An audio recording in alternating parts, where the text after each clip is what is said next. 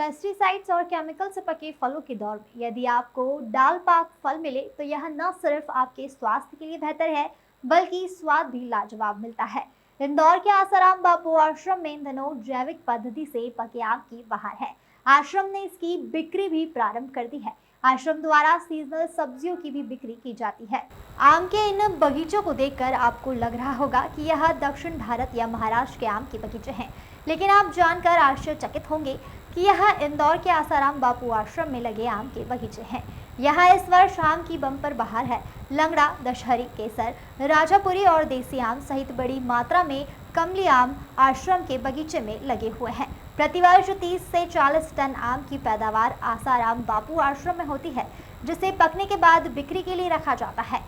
आश्रम से जुड़े साधक के अलावा आश्रम के आसपास की कॉलोनियों के रहवासी को इन आम का बेसब्री से इंतजार रहता है। इस बार भी आश्रम ने बगीचे में लगे आम की बिक्री प्रारंभ कर दी है। जानकारी ही लगते ही बड़ी संख्या में खरीदार आश्रम पहुंचे खरीदी करने के लिए। आश्रम के साधक मुकेश पटेल के अनुसार यहां आम बिना पेस्टिसाइड्स और केमिकल के पके होते हैं। पेड़ों में फूल आते ही इनमें केचुआ और गोबर खाद डाली जाती है, जिससे आम का स्वाद और भी बढ़ जाता है। आसाराम बापू आश्रम द्वारा सीजनल सब्जियों की भी बिक्री की जाती है, जिसकी पैदावार जैविक पद्धति के माध्यम से होती है। अनिल पुरोहित की रिपोर्ट। यहाँ विशेषकर लंगड़ा आम, केसर आम, राजापुरी आम और देसी आम और 2-3 वैरायटी और भी नहीं है, लेकिन ये जो आम है पूर्ण तरह से जैविक है, प्राकृतिक है।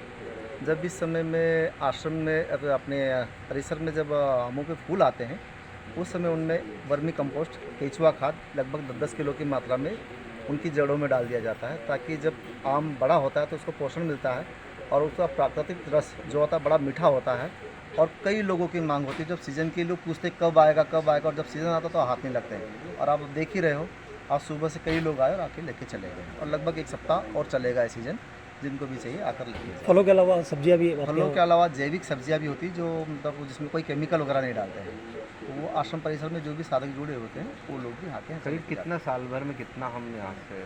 देखो वो तो सीज़न के ऊपर है। वैसे अब प्रकृति के हिसाब से जो पिछले सप्ताह हवा आंधी चल गई, उसमें कई काफ़ी कच्चे आम गिर गए, उसमें अपना मुरब्बा के लिए, अचार के लिए कई लोग लेके गए। लेकिन अब अभी जो है लगभग करीब 40 से 50 कुंटल आम और निकलेंगे हर साल लगभग इतना होता है। आपका नाम? मेरा नाम मुकेश पटेल है।